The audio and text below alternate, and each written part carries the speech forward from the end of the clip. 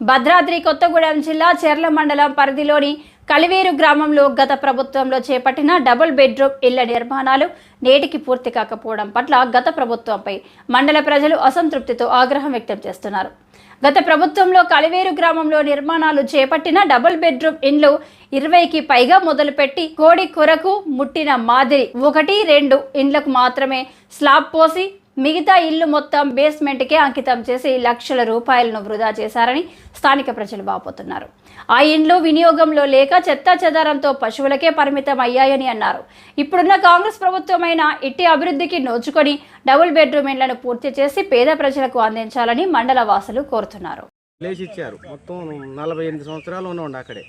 ఈ కలెక్టర్ గారు, Bhadrachalam division collector గారు, చెర్ల మండలం ఎంఆర్ఓ, ఈఆర్ఓ గారు వీళ్ళందరూ వచ్చారండి. ఆ ప్లేస్ షేర్పోలు అడుగుతున్నారు.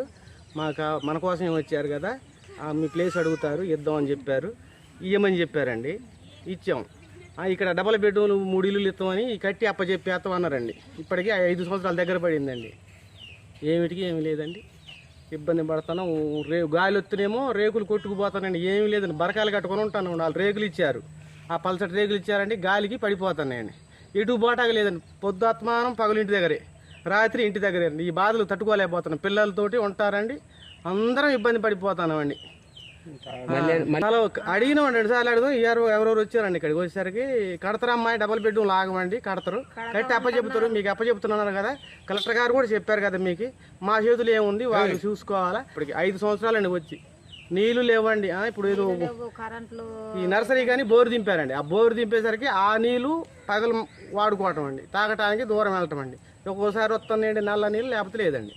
మా 3 ఇల్లు తీసేసి ఇక్కడ ఇచ్చారు. సంవత్సరం లోపు పూర్తి చేస్తామని ఎంఆర్ఓ, కలెక్టర్ వచ్చి చెప్పారు. ఇంతవరకు మేము వచ్చి ఇప్పటికి 5 సంవత్సరాలు అవుతుంది. ఇప్పటికి గోడలు లేవు, ఏం లేవు, మాకు నీళ్లు లేవు, ఏమీ లేవు. మరి ఎలా ఉన్నామని కూడా ఏ అధికారి వచ్చి కూడా ఇంతవరకు పట్టించుకోవట్లేదు మమ్మల్ని. ఈ విషయం మీద మళ్ళీ మీరు అధికారులు వెళ్ళి కలిసారా? కలిస్తే కడతాం అంటున్నారు, ఏది చెయ్యట్లేదు. అవునా? అంటే ఎవరికన్నా రిప్రజెంటేషన్ ఎవరికన్నా ఇచ్చారా? అంటే ఇక్కడికి వచ్చినప్పుడల్లా తెల్ల వెంకట్రావు వీళ్ళందరూ వస్తున్నారు కదా, వచ్చినప్పుడల్లా వాళ్ళకి అధికారులకు చెప్తానే ఉన్నాం. మేము ఎవరొస్తే వాళ్ళకి చెప్తానే ఉన్నాం, కానీ మమ్మల్ని పట్టించుకునే నాదులే లేరు. మరి ఇచ్చారు అవి పోలీసు వాళ్ళు ఒక 10 రేకులు ఇచ్చారు. అవే కట్టుకొని అందులో ఉంటున్నాము. మరి గాలి దుమ్ములు వచ్చినప్పుడు కూలుతున్నాయి, మళ్ళీ కట్టుకుంటున్నాం.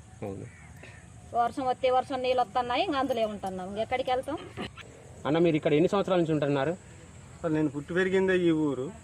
అయితే ఈ భూమి మేమే నరుపుకున్నాం కొత్తగా పోడు. అయితే ఈ పోడు నరుపుకున్నాం, కానీ ఒక 6-7 సంవత్సరాల దాకా వ్యవసాయాలు చేసినాం. చేసేసరికి అందులోపు మరి ఈ ఊరు పెద్ద మనుషులు మరి ఎలా చేశారో